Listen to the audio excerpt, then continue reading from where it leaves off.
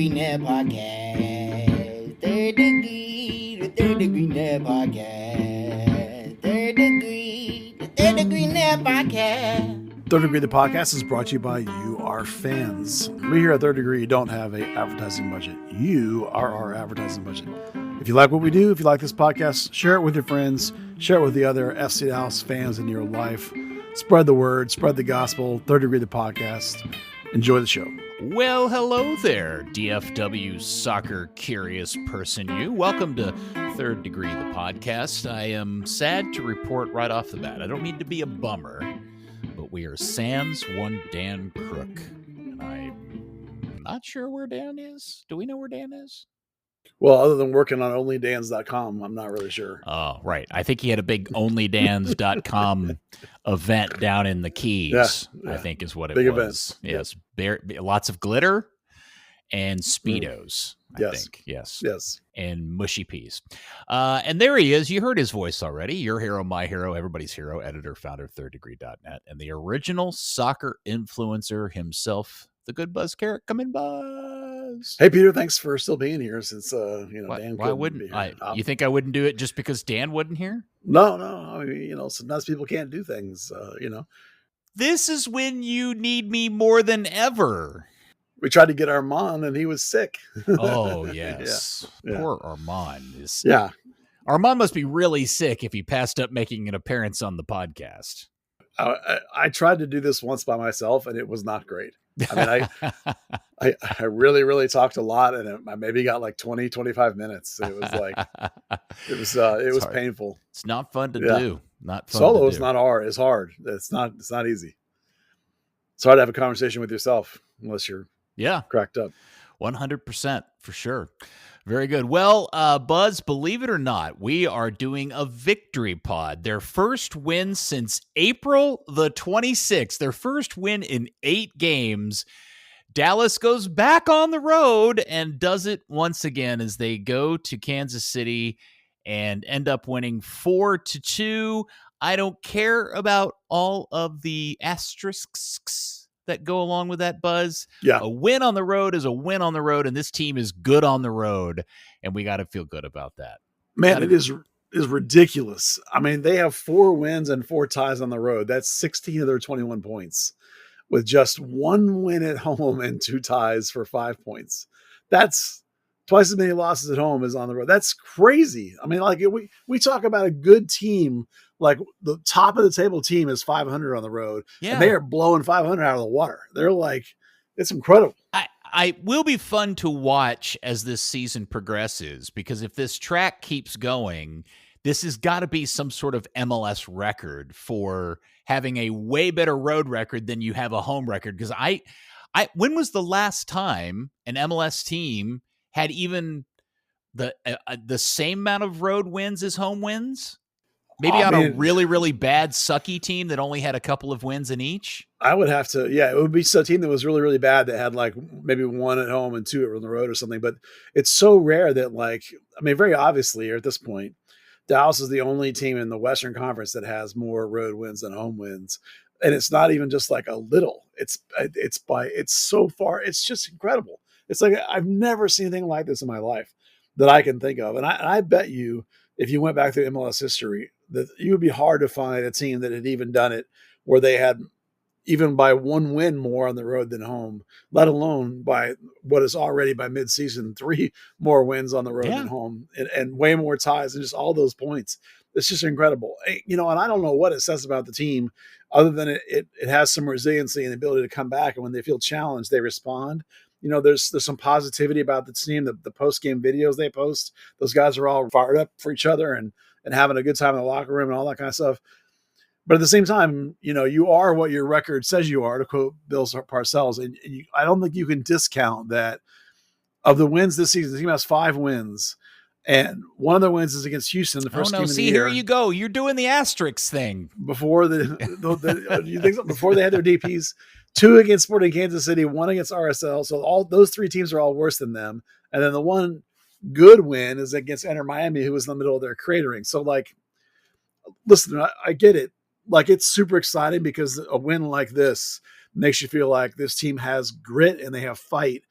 and they'll be able to punch above their weight, or they should be able to punch above their weight and be able to fight and get into a playoff spot, which is what we predicted, right? We predicted that those bottom like 7, 8, 9, the three of us, that's where we thought this team was going to be. So I think this kind of win shows that that's where they should be. They should be able to put together a couple more wins and get into that chase. But what it says that they can't win at home is really almost as scary as what it says that they can win on the road. Because why is it they can't win at home? I mean, I don't know. And I was really afraid you were going to throw out the stat that of their 5 wins this season, how many of them came against teams dealing with a red card or playing down a man? Was it at least 2 if 3? Oh gosh, 5? I didn't even think of that angle. Yeah, that it may be. Yeah. So RSL had a red card, and I swear there's another red card in there somewhere. But maybe those ended up being draws. I don't know. Anyway, that is what happened in Kansas City. All right. Well, I just want to try to feel good about this because it's been so long since we've had a 3-point thing to talk about.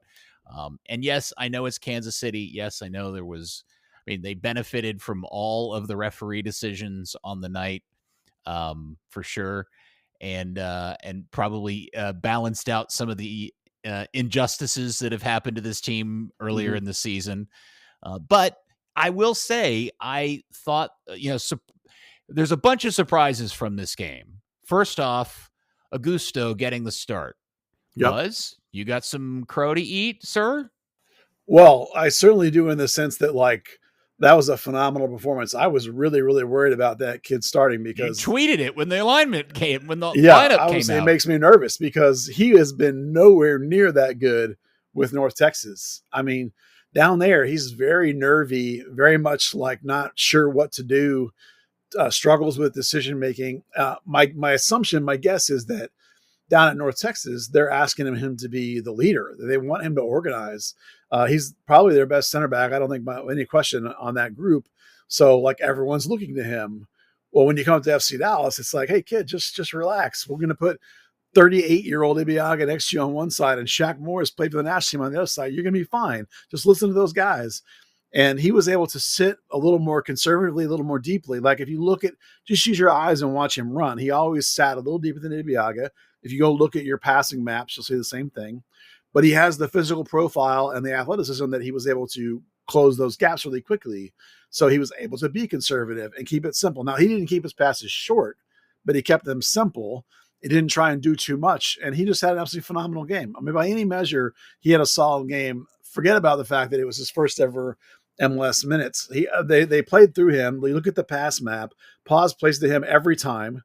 He passed it like a 96% clip, which was 8% better than Ibby. They clearly know already he's a better passer than Ibby, which is not saying a lot.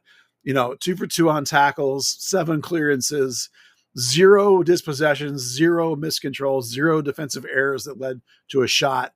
Now, granted, he made a mistake on the goal, the Kansas City goal, the second one. He made a mistake there.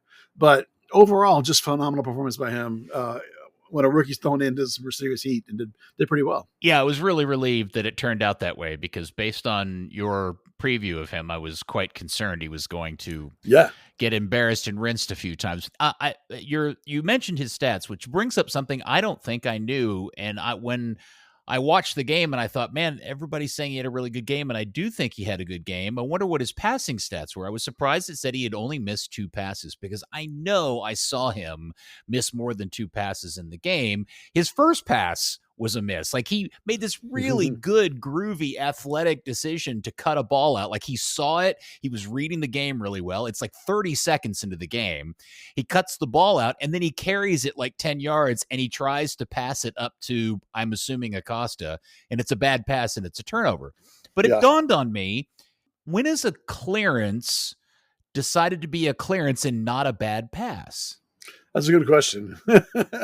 Because that's what I think is happening is things that I see as an incomplete pass, like a guy trying to play a ball long to somebody.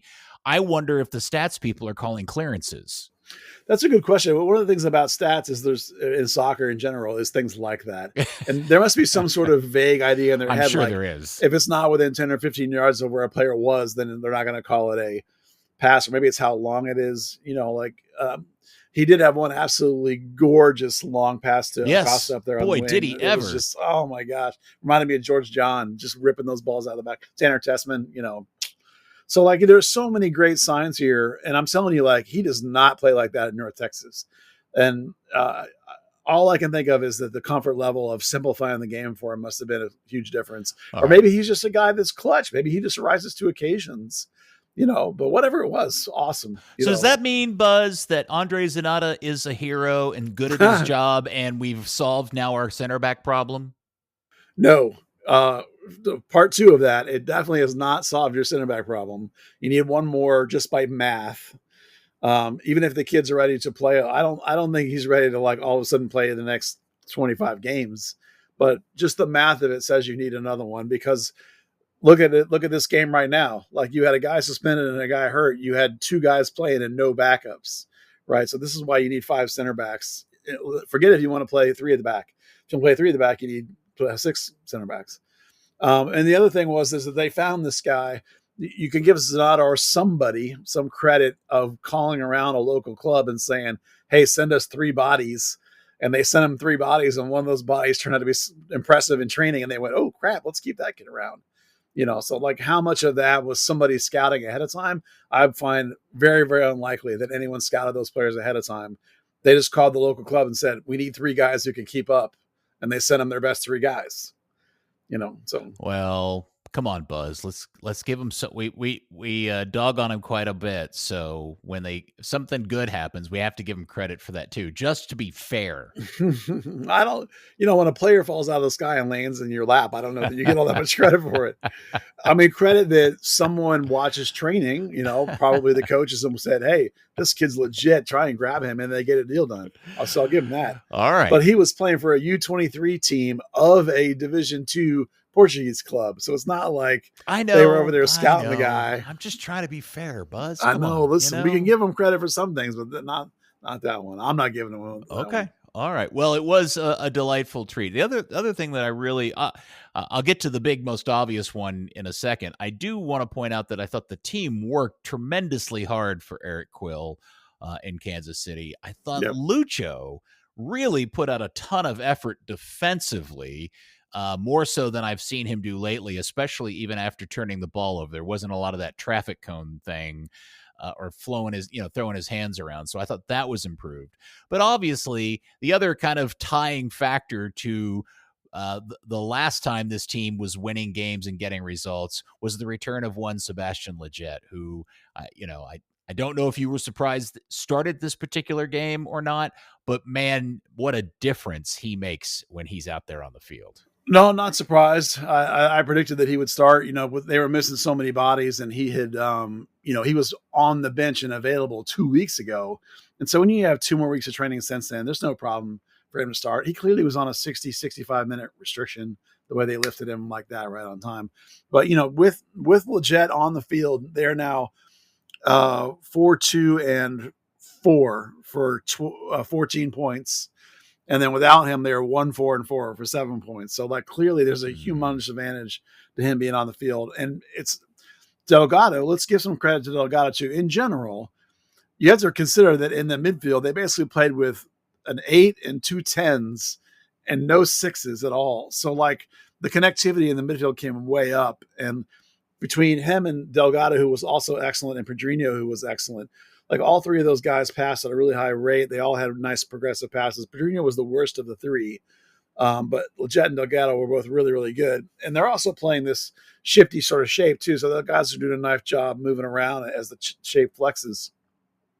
The ability to connect through that midfield was what led to, I think, the number of times they were able as a team to make a pass into the penalty area, which was higher than normal. It was maybe their 4th or 5th most highest passes into the penalty area, which just goes to show you that of the 9 shots they had, with 4 of them on target, all 4 of those on target ended up being goals. So that was some incredibly good chance creation.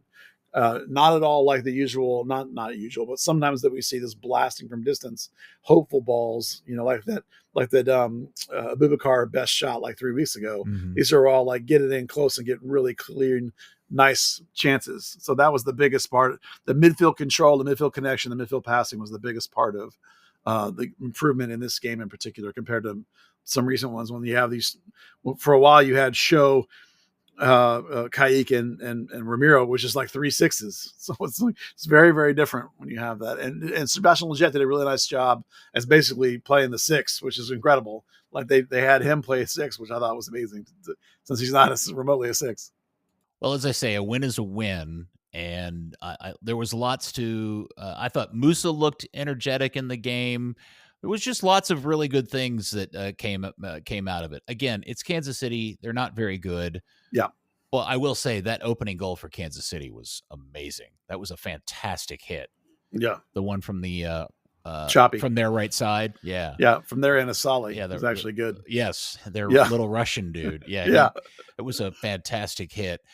Yeah. So overall, I was obviously there's no reason to want to get into it too much in terms of anything, but I thought the game was good. I guess the question I have is when you see the team perform like this, without playing a real 6, how does Eric Quill make that work going forward? Because it's not like he's going to play 2 8s or an 8 and 2 10s.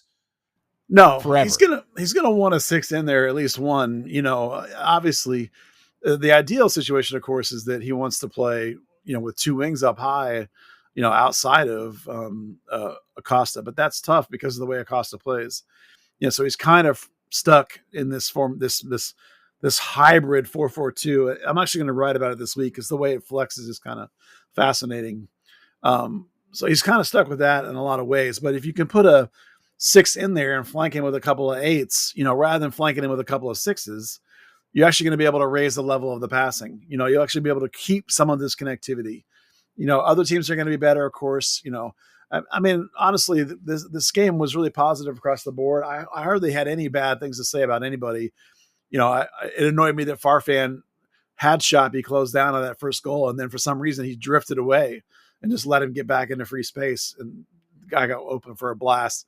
And then Norris late in the game had an absolutely sublime pass for the goal, but also had 3 or 4 balls where he was overly aggressive and, played hopeful balls way out in front of runners that were just ridiculously optimistic. And I'm sure the coaches were probably pretty mad. Like, what are you doing? It's 3-1. Stop doing that.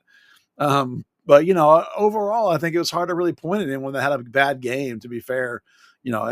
It was a game where Dallas controlled the play and controlled the game as you showed up a man. But the red card wasn't until later in the second half. So they were doing really well most of the game already, even if they weren't scoring as much. I did want to bring up how delighted I was, and I thought Buzz's pants went crazy when Nolan Norris subbed in as a holding mid. Yeah. Well, that just goes to show you how badly they wanted a 6 late in that game. That they took Norris, who, like, for Quill, Norris hasn't really been a 6, but they know that he can do that. They know he has done it for the U20s at some point. They know they've done it a lot for FC Dallas at some point. So he's perfectly capable of that. And you could tell the way they were talking to him that they kind of had that as a plan. They knew this was coming. And then, of course, he made a couple of bad passing choices, but, one really great passing choice that led to a goal. So, passing is his best asset. And like Ramiro, we know that Norris's weakest spot is the fact he maybe is a touch step slow, but when you put him in the middle of that 3-man midfield, the space is tightened up, and then all of a sudden it's no big deal, just like Ramiro when you play that same formation. So, good management of a young player coming in and being able to help you. And interesting that they thought about that so far in advance that they signed Josh Trocado, who's the North Texas's left back, just so they could have an extra outside back to bring in if they needed to, so they could use Norris in the midfield.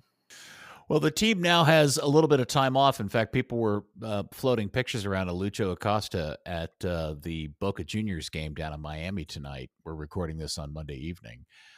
By the way, Alan Velasco sighting, starting for Boca. Yep. I also happened to go back and look at some of his performance records on FOTMob. Not great. Not great. No, he had a few games in there. I will say he had a few games in there where they gave him over a 7, but he had a lot of games in there where he had a 5 something. Woo. So his average, I think, is 6.21, which is pretty mediocre. But I'll take the $10 million.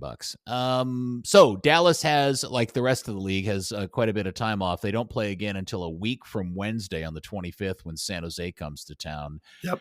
At Toyota Stadium, and we'll see if they can't pull off some sort of point collection and improve their home versus road record. I guess my question is, does Augusto start that game, Buzz? Probably not. I think you recognize the fact that he had a good game, and you tell him, hey, kid, that was awesome. Keep working hard. You're going to be on the bench, and, you try and bring him back in late in the game, keep the flow going. But center back in particular is so much about experience, so much about game reading, and a 19-year-old kid is going to struggle in that regard. You're playing a team. I mean, Quill talked about Sporting's 9 being, pretty good 9, but the way Dallas played, they play very conservatively like they do with their line of 4 in front of the line of 4. So they really limit the opportunity to have balls come into the feet of those strikers. Well, at some point you're going to play teams much better than Sporting Kansas City, and you don't want to proceed to get this kid blasted over the next month a whole bunch of times. So I think that you would bring back, in this particular case, since Abubakar will be healthy, I think it makes sense to bring back Abubakar, and have Alvaro be on the bench and try and bring him in for minutes here and there. I'm still mad at Lawless for the stupid red card. So Yeah.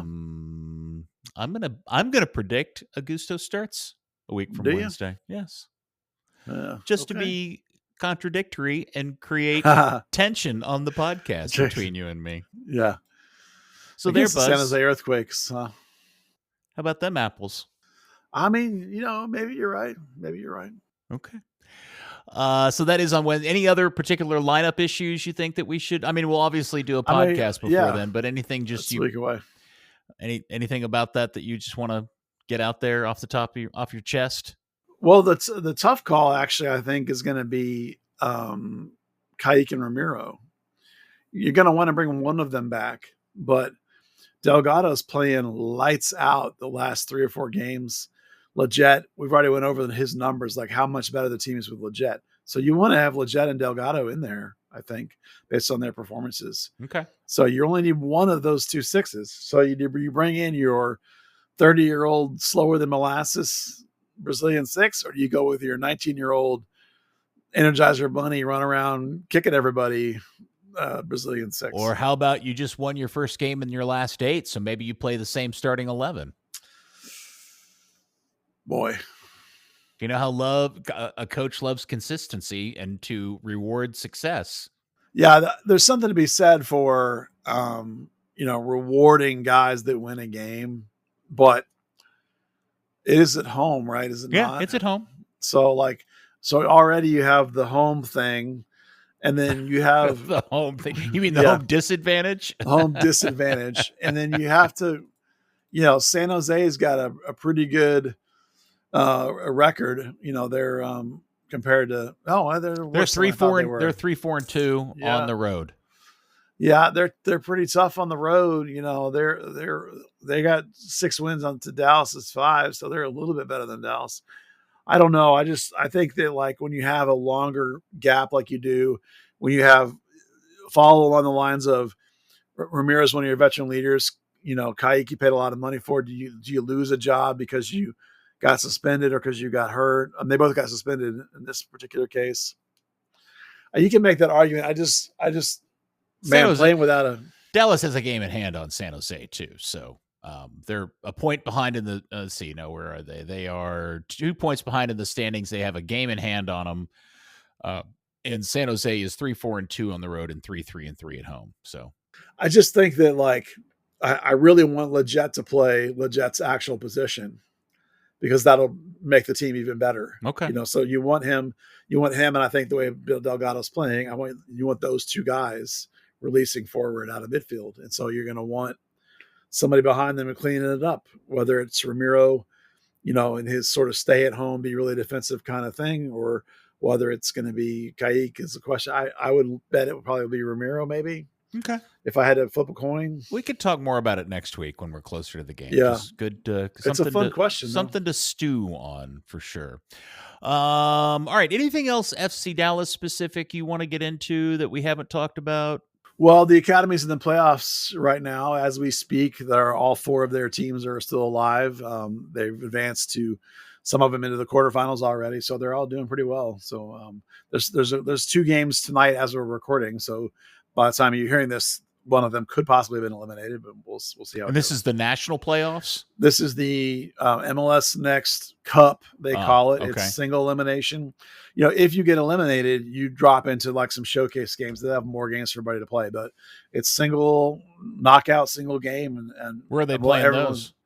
I think they're in Tennessee, but it's been getting rained out like crazy. They've had to flooded fields and they've had to move games around. It's really chaotic, the schedule, and because of all the weather they're having. I think it's in Tennessee. I'm not 100% positive. Okay. Very good. North Texas, the B team, the second team, the juniors, the kiddos. Yeah. Very first thing we have to say is a slight correction. You remember last time we talked about how they were playing that friendly and the tickets were $30, right? Well, it turns out that there are tickets for as cheap as $5. However, the email that was sent out did not make that clear. The emails made it seem like they were all $30. So we'll offer a little bit of correction that you can get cheaper tickets to that game. You just couldn't tell based on the email they sent out. So that was they played Austin 2 this week during a midweek game. This weekend. Yeah, not good. They got handled pretty heavily. It's in their defense. Because Alvaro was up with the FC Dallas and Josh Tricata was up with FC Dallas, they actually played 3 center backs and a 6 across the back line. They had a center back at right back. They had a 6 at right center back. They had they had a regular center back in there with them too, and then they had another center back at left back. So they only it was really weird. So it's not surprising perhaps that they didn't hold together very well defensively, and they allowed a couple goals and right now they're missing a bunch of pieces because some kids have gone with the academy and then some guys are up with first team because of all the suspensions and injuries. So North Texas is a little thin, so they didn't do very well. And they got the Rapids 2 on Wednesday. So we'll see what kind of team they can put together. Very good. And we don't have any Trinity to talk about. Their season is over. Yeah, they haven't made any moves that I'm aware of. So they've been doing some nice social media selling of swag with some fancy photography, I've noticed. They did have the real league best 11 come out, and both Allie Thornton with the Golden Boot and Amber Brooks were, of course, in the first team All USL team as should be, and Chioma Bubigo and Hannah Davison were also in the second team. So much more in line with the way things should be in terms of who should get honors out of that team. And also, Celie Strawn was named the USL Super League Young Player of the Year. So that's a national best young player. How young you got to be to qualify for that in a league filled with like high school kids in it? She is 12. Yeah. Well, I think she's 17. She plays for Solar, so yeah, she's a legit young player of the year. It seems like an open tournament in that league. Yeah, I know. And she won it, which I'll tell you how good she was. But it just, it's huge. It's not like a typical young player where there's only a few number of teenagers. It's like half the league are probably also going to prom in the middle of the season. So yeah, they had young ladies go to college. They had players that went back to their academies for whatever reason, but she stuck it out the whole year and earned that big nod. So all right, beautiful. I love it. Well, good stuff. We look forward to a new season, and in fact, I've got something to talk about specific about Trinity in the mailbox before we finish the show. Okay. Look, break up Texoma Football Club. They are on a 5-game undefeated streak. Yep. They got a 2-2 result against Tormenta over the weekend, and they have second place shot. So where is Texoma in the standings now? They still sit 8th, which is the bottom last playoff spot. So, like, considering where they were, the fact that they're in the discussion for a playoff spot is incredible. They changed keepers basically about a month ago, and that guy proceeded to become Javier Garcia. He was voted USL 1 Player of the Month for May, which I'll tell you how good he's been since basically he took over that spot.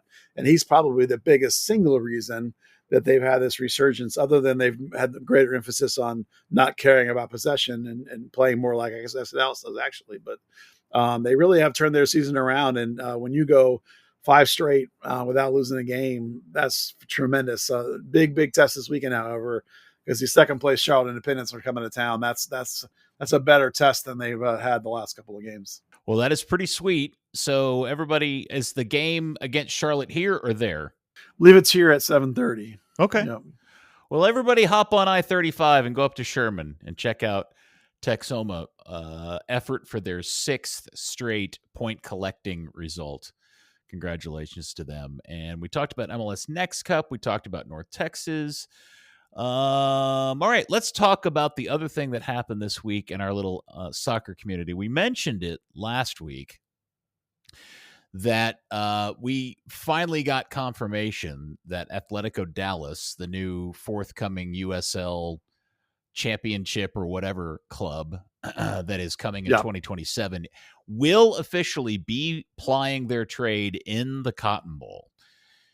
But what happened also was the Dallas City Council hearing that went, God, some people ended up hanging out 12 hours that day.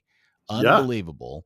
As the whole part about this thing didn't come up until like 7:30 that night. And you can actually go back and watch it. It's stored on the City of Dallas servers. And if you go to the City of Dallas City Council website, you can run down and check it out, and you can watch it for yourself. And there's some bookmarking in the video, so you don't have to like manually find it. You can just click on it. It'll take you straight to the whole thing. I would tell you it's worth watching if you're really into this stuff for a whole bunch of reasons. And I want to say this straight up front because I have my really strong beefs with Dan Hunt. I have personal reasons to be very unhappy with him. And I would say that to him to his face if I ever got the chance to speak to him directly. But I want to be fair to Dan Hunt because he stood up and defended his club and his position. And for the first time that I can ever recall, Dan Hunt stood up in front of a public audience and spoke without notes. I mean, he had a notebook in front of him with notes in it, but he did not read from the paper. He spoke from his mind and his heart and his head, and he defended his position, rightly or wrongly. And I was really impressed by that because it's the first time I've ever seen Dan Hunt do it. And it actually gave me the sense for the first time ever since his brother made him president of this club that he might actually be capable of doing some leadership. So congratulations to him. I thought it was quite good in the way that he spoke. I thought Gina spoke really well on behalf of the team. I was really surprised at the number of people Dallas brought down for the city council meeting. And it was all for naught, because it was pretty clear by the body language of the city council people in particular that were fighting for this. And even in the way that some of the city council members that were clearly thought this was a weird deal to begin with, and how they were, the questions they were particularly asking, and then how quickly it all just went unanimously in the way of the doubt that Dan Hunt didn't want it to go. So what it means is that Atletico Dallas, within the next 6 months, will take over management control of MoneyGram Park over off of Walnut Hill and I-35. Yeah, it's a fascinating day. Originally, the Dallas, the MoneyGram section, the Atletico Cotton Bowl and MoneyGram were tied together. Originally, they were on this in the early morning, normal sort of session. And I think because FC Dallas brought so many people to talk, as is their prerogative, and because there's a time limit, they brought a bunch of people so that each one of them could focus on a particular aspect of their presentation. They moved it all to an evening session, that particular topic. And obviously, I think from the FC Dallas's reaction, they were not happy to be losing MoneyGram. Their complaints weren't about the Cotton Bowl and about Atletico Dallas playing there. It was all about their management of MoneyGram. It's also, as an outsider, pretty clear that the city of Dallas, at least the Parks and Rec Park, were pretty upset. There was some pretty strong language flying around in some of those quotes about the whole thing. I don't really have any stake in any of it. I think it's a lot of talk considering we're just talking about some youth fields, but maybe as a person that has played played in adult leagues that struggle to get access there, or other people we hear about have struggled to get access there. Maybe you have a point of view on that, but Atletico is partnering with a firm that runs a bunch of complexes. I hear that the owner of that, one of the owners of that company, is the same group that owns Surf, the club Surf, which is literally all over America and has literally tens of thousands of teams, massive organization. So there's some people that I understand are really familiar with running youth complexes and youth clubs. So, I totally understand, people's perspective that might be worried about, are these complexes going to be maintained? It's a legit question. Are they going to hold up with a new club running them? I don't have an answer to that question. I don't think anybody does until somebody tries it. But clearly the city of Dallas, at least the Parks and Rec part, were not happy with what was happening there. Yeah, I really feel caught in the middle of all this, because I talked to people from both sides of the coin, and I got really compelling cases from both sides. And I wish I had had an opportunity to get both sides to talk and go over items that the other, against each other, so that I could suss out what is real and what's not real.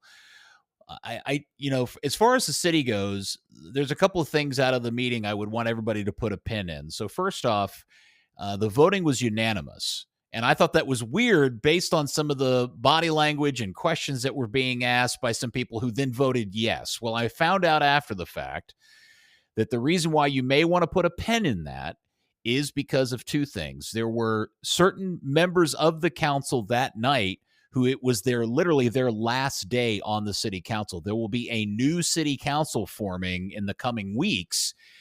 And if you voted no on an item, you are then not allowed to bring that back up as a city council person for reconsideration down the road if some sort of new news or things come to light.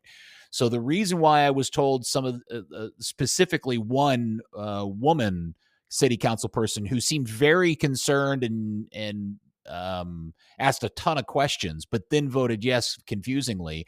I'm told the reason why is because probably what she intends to do is bring it back up later on when the city council membership changes, and maybe there's some different bodies or different people with different attitudes or points of view on this down the road. So I don't think this is a done deal. I think it still is likely to come back up. But ultimately, what I do think is fascinating is the question that was brought up was, well, why was this done as one deal instead of two separate deals, like a leasing deal and a tenant deal? And then the city council person asked the Parks and Rec, well, would Atletico Dallas just have taken the Cotton Bowl without MoneyGram? And the guy kind of hemmed and hawed and finally had to admit that, yeah, they probably would have done that. So I think what we saw on that particular night was a byproduct of having a mayor who has been clearly trying to get his people that are working underneath him to do two things, and they were trying to kill two birds with one stone. One, bring more pro teams to Dallas proper, and two, do something about our contracts with vendors or partners that we don't think are working for us and working better for them, and make them more advantageous for us. So I think they killed two birds with one stone, but frankly, I think FC Dallas kind of got screwed in the process, especially considering how much time, effort, and partnership Dan Hunt in particular has put forth in helping the city of Dallas with World Cup stuff, the broadcast center, and even more recently with the batch plant thing that came up in the meeting adjacent to MoneyGram Park. So I don't know where all this is going to go. I don't think, I'm certainly not qualified to begin to tell you like anything about city contracts for complexes and who may or may not be getting the short of the stick on that deal. It's very clear that the city of Dallas felt they were. Well, so there are a couple things you should know. The contract with Dallas clearly had a 6-month notice for convenience, which means the city could cancel that deal whenever they wanted for whatever reason, as long as they told FC Dallas 6 months in advance. They did that. But it can also come back up for a decision again down the road. Oh, the other thing we found out, I didn't know this, is that in the state of Texas, city agreements on real estate deals do not have to be put up for bid. or RFP, request for proposal. So that's a state law. That was brought up at the very, very beginning of the meeting, because I think that was the first thing everybody wondered was, why did this not go out for bid?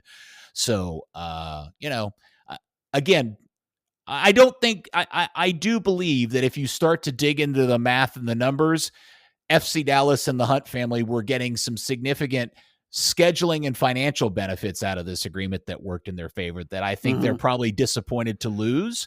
Probably. But I also do think it's a little weird that the city of Dallas is turning over its crown jewel sporting facility to a group of people that aren't even officially in business yet. Yeah. I'm curious to find out, and I don't know who to ask to get the definitive answer, whether Atletico Dallas asked for MoneyGram, or the city of Dallas was like, hey, would you like to have MoneyGram too, when they were talking about the Cotton Bowl? Because I bet it's the second one. I'm fairly certain with little effort we could get a confirmation it is the second. Yeah, I think it is too. So it's going to be interesting. And again, like I say, at the end of the day, I'm way more concerned about the Cotton Bowl in terms of what matters to me, the Cotton Bowl and the professional team playing in it. Well, in talking to people from the Atletico side, they seem excited to take over. They seem to they make a lot of promises that they are going to make a tremendous effort to improve access for everybody. The ECRL, the lower division, they're talking about giving immediate access to. There's just a whole bunch of weird minutia stuff that I think 99% of the world won't care about it. My feeling is if I would love to be able to go play at MoneyGram again. If that improves and makes it easier for me as a 50-something to go have a Sunday beer league out there again, that would be great. But at the end of the day, as long as the facility stays in good shape and people have access to it and it's all relatively equal, then I don't care who manages it. Yeah, that may be where we're going to be in a couple of years. Is we'll be like, does it hold up? Is it still good? Then who cares? You know what I mean? Yeah, for most of us. Yeah. By the way, before we go too far on the city council thing, let's also mention that Dallas Trinity was involved in some stuff in the morning session, right? The Dallas City Council approved at Joey Georgiush's Park. Yeah, I'm probably mispronounced that. West Oak Cliff. Yeah. So that's a 2-phase project, at least initially. What was approved was phase 1, which is a training facility for the Dallas Wings, the WNBA team, and some soccer fields. Dallas Trinity was not mentioned in the technical documents, but the city council people kept bringing them up. So I double checked. They're involved in phase 2, which is not approved yet. It's in the planning stages. Phase 2 will be training fields for Dallas Trinity and some more soccer fields beyond the original 4. So that complex is going to have a starting section that's not going to have for something specifically for Trinity. And then if the next section gets phased, it will. So, and with everybody talking about it, it sure seems like that's the plan. So good for Dallas Trinity, while it's not over the finish line yet, the plans are in place, plans are in motion to give them a nice training facility there in West Oak Cliff, which the whole complex it's a 200-acre site, and it's going to be less than that. It'll be involved for these fields in this training center for the Wings and for Dallas Trinity. And again, like a giant complex for women's professional sports, which is terrific. Yeah, it would. And I also felt like they had been listening to the pod, because I think we talked in the last episode about the idea of the city of Dallas investing in a mini Arlington of just sporting things right there in the Oak Cliff area. I thought that made a lot of sense. So even this version of it makes some sense. That would be very cool. I guess obviously this leads to a lot of questions about, is one or both of these clubs going to announce their own soccer stadium to play in? And I've been running under this premise that at least Atletico has a plan to put a stadium. I don't think they're going to build a stadium in Garland anymore. I don't know how they can afford to not build a stadium in the Dallas proper area after all of this stuff has happened between them. I mean, the city of Dallas would look really stupid for going all of this distance only for Atletico to build a stadium in Royce City or Mesquite or Garland or whatever. So I'm assuming, but then it dawned on me, Buzz, the following. What if both Trinity and Atletico can make the numbers work? Why build a stadium when you've got the Cotton Bowl? I understand that it's a 92,500 seat facility, but if between those two organizations they can improve, along with the modifications that are already underway, that are going to make some significant improvements to the stadium in terms of game day experience, but also do some other modifications to make that even better, and they can make the finances work, why build a new stadium? You're downtown, you're biomass transit output, you've got a great field in there. You're connected to the communities that you tell everybody you want to be connected to in the form of South and East and West Dallas. Why build a stadium? Why not just stay at the Cotton Bowl? Well, the reason is the same reason that FC Dallas didn't stay at the Cotton Bowl. And that's the reason that for most of soccer in the United States still, the majority of profits are not tied to broadcasting. They're tied to revenue control and butts in the seats, operational control of the stadium. And if you talk to people that are creating these teams within the last decade or so, the last 15 years or so, they all understand this. It's the economies of scale of having your own venue and having your control of the merch and the food and the beverages and renting the stadium to other people. It's the operational control that makes the money flow. It's the reason why everybody above the USL 2 NPSL level, which is the semi-pro college kids, everything above that, everybody talks about having their own stadium and building their own stadium. Now, you can do it in partnership, like FC Dallas did with ISDs and things like that who need to have access. But it's the FC Dallas's ability originally to have concerts and sell concerts and lease the thing out to bowl games and lease the thing out to other. It's the same sort of stuff. It's the ability to maximize your revenue streams because broadcasting, like other major pro sports in America, have the broadcasting on the soccer side is not there. The revenue's not there. Yeah. So that's why, yes, the semantics of a 3,000 to 5,000 attendance number for Dallas Trinity right now, even if they grow to 10,000, 12,000, which would be bigger than anybody in NWSL. Let's say they do all that. You're still sitting there in a 9,000 seat stadium where the city of Dallas is pocketing the money from the merch and the food and the drink. So that's it. At the end of the day, is control of the stadium, control of revenue, and that's why it's the only way it works. That's why they put them in these mixed use complexes. That's why they have ancillary fields. Like look at FC Dallas, all those fields out there. FC Dallas, we know the money comes from the youth, man. They may turn a profit with FC Dallas, but it ain't much. All the profit is on the youth stuff.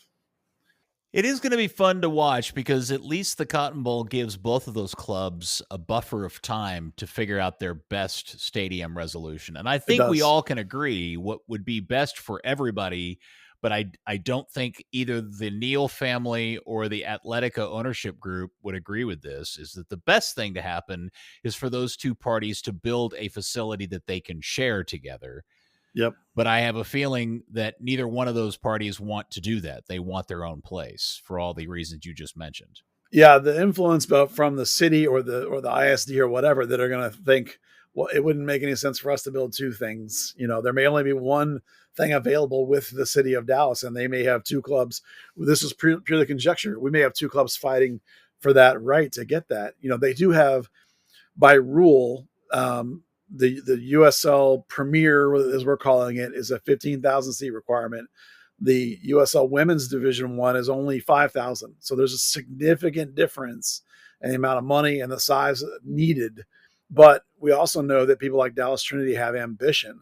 They think, from talking to various people, I believe they think 5,000 is not enough. So I think you're totally right. I think one venue for both of them makes complete sense across all economies of scale. Well, then you're going to get into questions about who has operational control.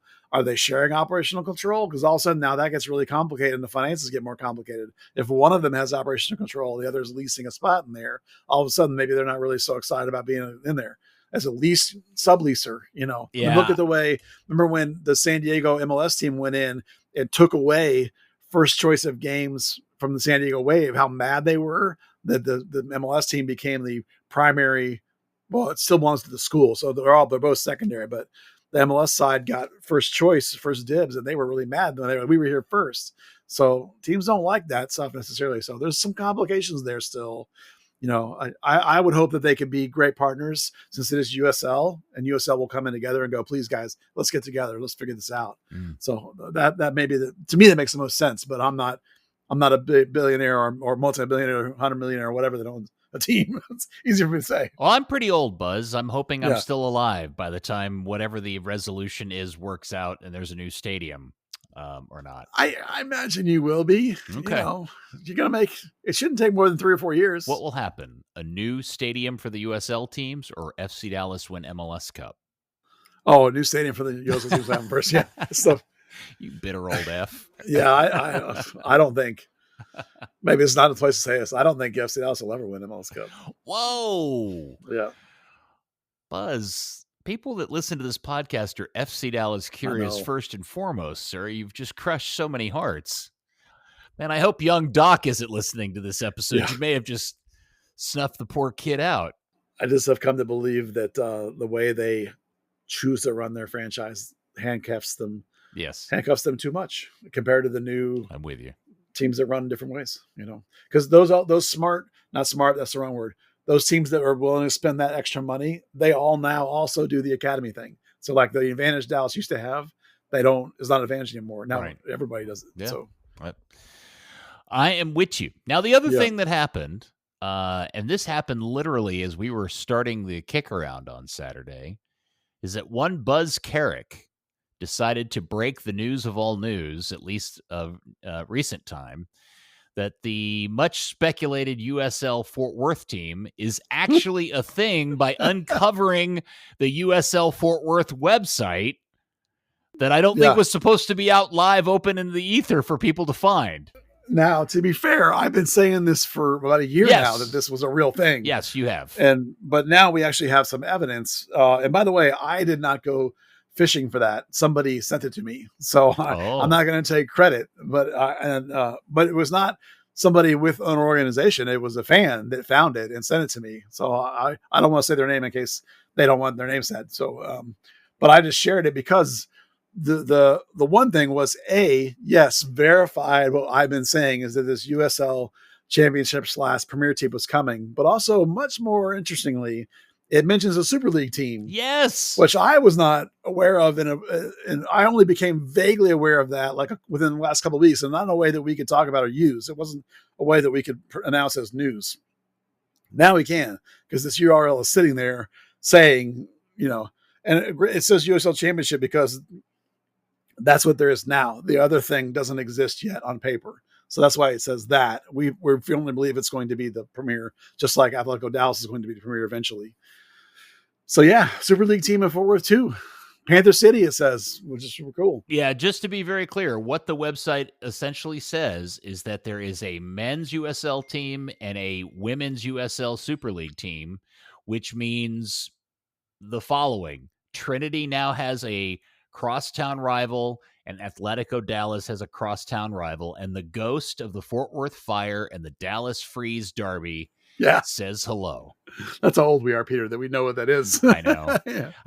I actually mentioned that on the radio the other day, and the other guys in the room, they were all younger, in their 20s or early 30s, were like, what? There was a minor league hockey thing, and I've always wanted a Fort Worth Fire jersey. I see. And maybe I'm overhyping it for the purposes of hyperbole of this particular thing. But I swear I remember that despite being minor league hockey back in the day, when Dallas and Fort Worth played each other, either in Fort Worth or in Dallas at either the Will Rogers Coliseum or the Coliseum at Fair Park over there by the Cotton Bowl, it was a huge deal in town.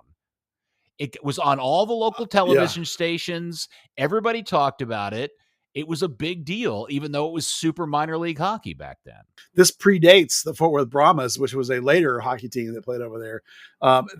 Famously, the way most people will be aware of the Fort Worth Fire is that the original Toadies video for Possum Kingdom, that song, that got one of the bass players wearing a Fort Worth Fire jersey in that video. The female bass player for the Toadies used to wear a Fort Worth Fire sweater in their shows more often than not. Yes, I can't remember her name. I think her name was Lisa. Can't remember, but yeah. I don't know any of their names. But Yes. Toadies is our generation, and they're still around, so that's super cool. So Greatest rock song of all time. is it really? Oh, that's a strong Possum drop. Kingdom? Yeah, but it's good. Absolutely. Okay, Greatest maybe all not time. greatest, but easily Yes. top 5 rock song of all time. Certainly top 5 greatest Fort Worth produced rock song. Sure. Yeah. Okay. Yeah, out of Cotton. But the other thing about that URL is that it mentions Panther City specifically, which is the name for Fort Worth. So everybody would love some sort of branding along those lines. How crazy would all our pants go if they end up calling both these teams Panther City Soccer Club? Oh, I mean, I would get why it wouldn't for branding, but Panther City PCSC, yeah, hell awesome. Yes, yeah, with purple and black as their colors, that'd be great. What? Yeah, dude, it would be awesome. And so, is this all going to end up being tied to the Farrington Field project? I think so, but I'm not 100% sure. That project's cruising through the city council over there. Okay. I have not. I went and looked at what it says about Farrington Field. I don't see specifically soccer and a USL mentioned, but it's entirely possible that it is in the project somehow. It's a massive project. There's a track around that field too, which is a problem. There is currently, but I would hope that Reno will get rid of that because track around a soccer field is awful. I really would hope that wouldn't be the case. It's so bad. Super bad. Well, that is super exciting because it is possible that in 2027 we will have a Fort Worth men's team and a Fort Worth women's team playing off against a Dallas men's team and a Dallas women's team. Even if it's USLC to start with, USLP we told isn't going to start till 28 anyway. I guess the question then becomes, well, do Dallas and Fort Worth win their way to promotion, or do they become one of the teams from the USLC that automatically go to P because they paid their way up there? I guess would be the next thing we're all going to have to figure out. Well, how promotion and relegation will actually be implemented has yet to be determined. Obviously, when you're going to launch a Division I league, you're going to need more than 1, 2, or 3 teams. You're going to need 8, 12. 10, 12. It's supposed to be 12 teams. Is it 12? Okay. It's supposed to be 12, yes. So you're going to need 12 teams. So that means that's the first season of that is not going to be promotion relegation. That's going to be, it'll be teams that are going to be picked out because they're in the top 20 media markets. They have a certain amount of money behind them. Those are going to be off-field reasons why they'll be picked or not picked. Well, I think it's very likely that there will be teams of whatever market size, just because the ownership group is willing to spend the money to go ahead and move up there. That also puts them at great risk of getting relegated back down to the championship. Yeah. Well, that's the difference between founding 12 teams and teams that can win their way in.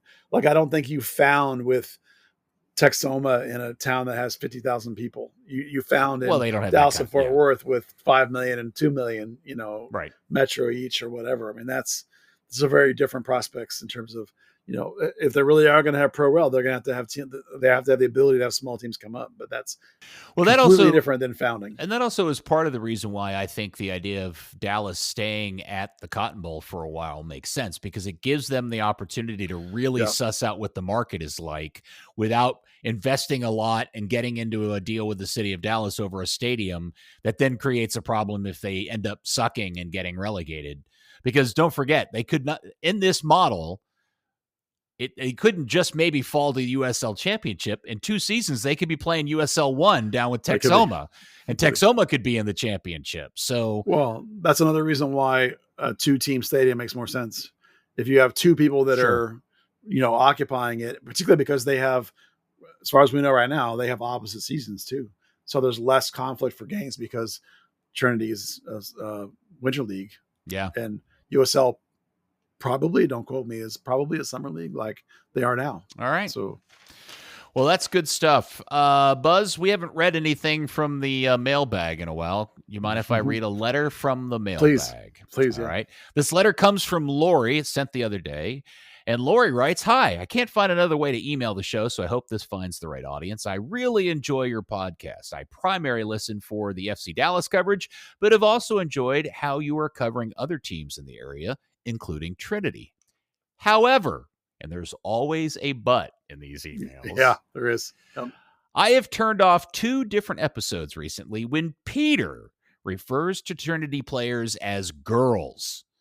It's one thing to have a host discuss teams that he admits has never been actually even going to see, but then to refer to them as girls when they are playing the game professionally is not a good look for the pod as a whole. I don't hear Buzz or Dan referring to them as girls, and perhaps this won't bother most. I also realize that this feedback might be dismissed as overly sensitive, too. If you're trying to build a broader audience, this is something you should maybe consider discussing as an internal team and being more mindful in future episodes. No, Lori, we're going to talk about this publicly. Yeah. Now, I wrote Lori a note back, and I said the following. Thanks for reaching out and speaking up. This is from me, by the way. I wrote this, not Buzz. Buzz didn't tell me to do it. He didn't ask me to do it. Buzz forwarded the email to me, and I did this on my own accord. Lori, you are super mean and hurt my feelings, and I'm going to cry. No, that's not what I wrote. Okay. I completely recognize your concern and not to excuse it, but it is simply old habit, since only recently if I was talking generally about women's soccer, it was usually youth teams, hence girls.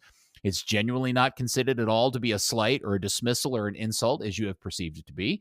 Funny. In fact, the other day, I think I even caught myself on Buzz's pod saying girls and correcting myself and followed that up with women. You're completely right, and I promise to work on it. So there you go. Yeah, I would agree with this. I try very hard not to say girls. I've caught myself usually and corrected myself. I try not to. She's right. We shouldn't do it. So we will endeavor, quite honestly, to be better about it. Please always write your feedback to the show to Buzz. I don't want to read it.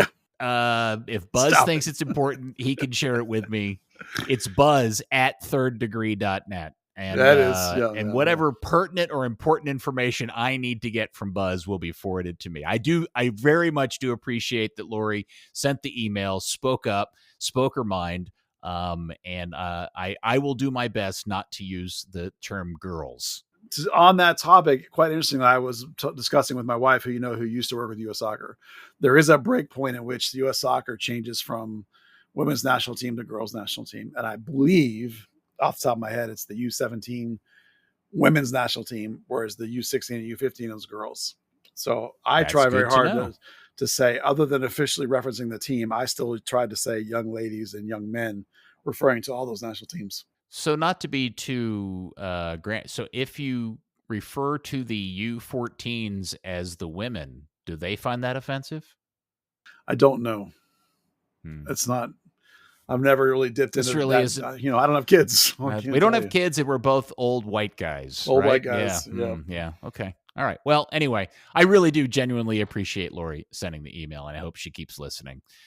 And I look forward to the rest of you writing complaint letters about me soon. Because that's what I'm here for. Trying to keep the heat off Buzz. Thanks, man. All right. Very good. Got anything else you want to talk about, sir? Well, I'm checking my crown writing on the script, and I don't see anything. All right. Do we have any kit talk? No, not only that, like a couple of times now, people have taken these FC Dallas teasers that they're doing when they're reminding everybody about the gold. As people have taken them as like, look at this banger new kit that Dallas is doing. No, these are just old kits that they're putting out, as a rolling teaser up to this July 16th announcement of the new. I'm not going to be baited, Buzz. I know I'm trying to be baited into being fished into. I'm not going to do it. I don't care how hard you social media people over there up in Frisco try to bait me into this one.